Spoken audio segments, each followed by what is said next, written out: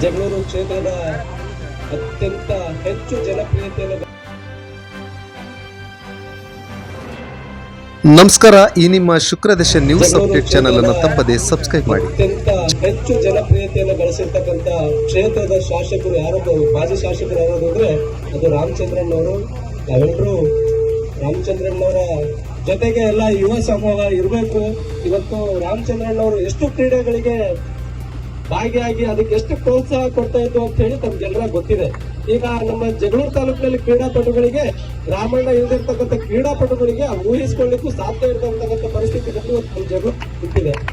ಕಾರಣ ಇಷ್ಟೇ, ಹೃದಯದಿಂದ ಕ್ರೀಡೆಗಳನ್ನ ಆಡಿಸ್ತಕ್ಕಂಥ ವ್ಯಕ್ತಿ ಯಾವ್ದಾದ್ರು ಒಬ್ಬ ವ್ಯಕ್ತಿ ಇದ್ರೆ ಅದು ಎಸ್ ರಾಮಚಂದ್ರಣ್ಣ. ಯಾಕಂದ್ರೆ ಅವ್ರು ಮುಂದಿದ್ದಾರೆ ಅಂತ ಹೇಳಿ ನಾನು ಅವ್ರು ಹೊಗಳ್ತಾ ಇಲ್ಲ, ಇಡೀ ಕ್ಷೇತ್ರ ಮಾತಾಡ್ತಾ ಇದೆ.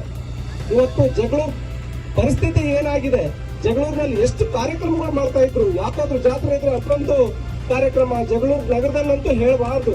ಕಬಡ್ಡಿ, ರಾಜ್ಯ ಮಟ್ಟದ ಕಬಡ್ಡಿ, ಇಡೀ ರಾಜ್ಯದಲ್ಲಿ ಇರ್ತಕ್ಕಂಥ ಎಲ್ಲಾ ಕ್ರೀಡಾಪಟುಗಳು ನಮ್ಮ ಜಗಳೂರಿನಲ್ಲಿ ಬಂದು ವಾಸ್ತವವನ್ನು ಹೂಡಿ ಒಂದು ಖುಷಿಯನ್ನ ಪಟ್ಟು ಹೋಗ್ತಕ್ಕಂಥ ಕೆಲಸವನ್ನ ಮಾಡ್ತಾ ಇದ್ರು.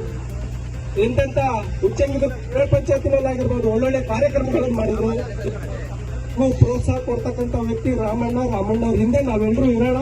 ಮುಂದಿನ ದಿನಗಳಲ್ಲಿ ತಮ್ಮೆಲ್ಲರಿಗೂ ಒಳ್ಳೇದಾಗ್ತದೆ. ಎಲ್ಲ ಸ್ವಚ್ಛತೆ ನಮಸ್ಕಾರಗಳನ್ನು ತಿಳಿಸ್ತಾ ಮಾತನ್ನು ಮುಗಿಸ್ತೇನೆ. ಜೈ ಹಿಂದ್.